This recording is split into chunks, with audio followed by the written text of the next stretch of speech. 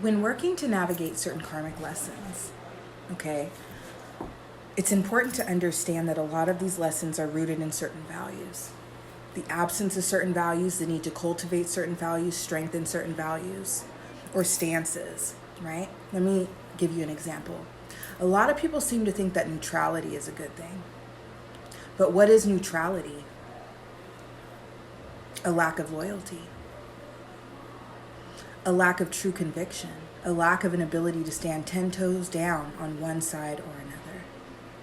Okay, so it's important, you guys, and that's a big one, because the place we're in, politically, spiritually, a lot of people like to avoid conflict because it fuels their peace, or so they think. Like that saying goes, right? The enemies aren't necessarily those that harm, but those who watch harm and do nothing, right? Paraphrased clearly, but you get the point. When we're talking about spiritual warfare, when we're talking about oppositional energies and the need to master yourself, master your own spiritual situation, it requires strength. It requires the ability to recognize those oppositional energies, recognize who your specific enemies are, right?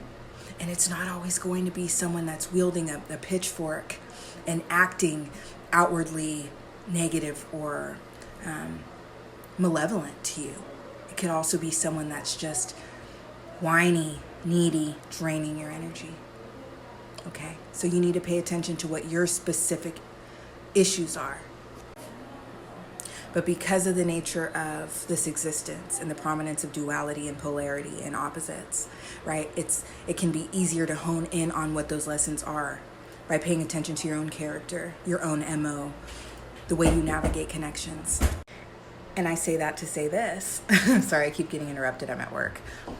Use that polarity to assess yourself, to assess your tendencies and your character and which side of the spectrum you lean towards, right? If you're someone that's too soft, you need to focus on that.